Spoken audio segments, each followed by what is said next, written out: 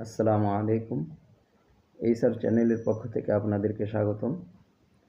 তো বন্ধুরা, আজকে আপনাদেরকে দেখাবো যে আপনাদের স্মার্টফোনের মধ্যে বিভিন্ন অ্যাপস ইউজ করে থাকেন, যেমন এয়ারটেল অ্যাপস, জিপি, বিকাশ, নগদ।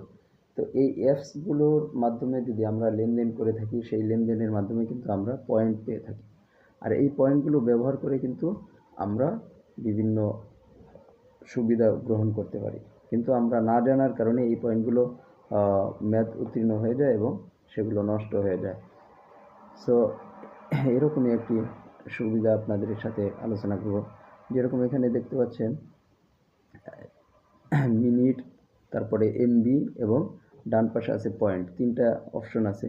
সো আমার এখানে পয়েন্ট কত জমা হয়েছে আমার লেনদেনের কারণে, মিনিট প্যাক বা এমবি কেনার কারণে, সেটাই আমি এখানে দেখব। এই পয়েন্টের মধ্যে যদি ক্লিক করি তাহলে আমি আমার অর্জিত পয়েন্টগুলো দেখতে পারবো। আমার এখানে মিনিট আছে কত এবং এমবি আছে কত, এটা আপনারা দেখে নিন। এবং আমার অর্জিত পয়েন্টগুলোর মাধ্যমে আমি আজকে আপনাদেরকে এমবি কিনে বা আমার যে ইন্টারনেট প্যাকেজ আছে সেই প্যাকেজ কেনার মাধ্যমে আপনাদেরকে এই অফারটি দেখাবো। এই যে পয়েন্টের মধ্যে আমি ক্লিক করছি, আমার পয়েন্ট ছিল 220 পয়েন্ট বা 23 পয়েন্ট, 2023 পয়েন্ট। এখন 2023 পয়েন্টের মাধ্যমে আমি কোন অফার নিতে পারি, যেরকম এখানে আছে 1 জিবি 1950 পয়েন্টের মাধ্যমে কেনা যাবে। সো আমি যদি এখানে 1950 পয়েন্ট এখানে যদি ক্লিক করি তাহলে কিন্তু আমার 1 জিবি কেনা হবে, যেটা কিনতে আমার টাকা লাগতো, এখন কিন্তু টাকা লাগবে না।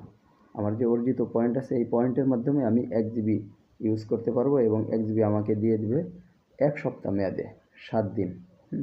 সো এই যে আমি এখানে ক্লিক করছি 1950 পয়েন্টের মধ্যে, এখন লেখা আসছে যে আমি যদি এটা কনফার্ম করি, কনফার্মে ক্লিক করি, তাহলে আমার এই 1 জিবি আমার কী হবে, অর্জন হবে বা কেনা হবে।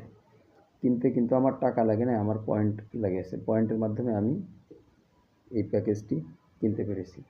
তো আপনারাও কিন্তু আপনাদের পয়েন্টের মাধ্যমে এই প্যাকেজগুলো কিনতে পারবেন। এই যে এখন দেখতে পাচ্ছেন আগে ছিল 220 এমবি, সে জায়গায় কিন্তু 1.2 জিবি হয়ে গেছে।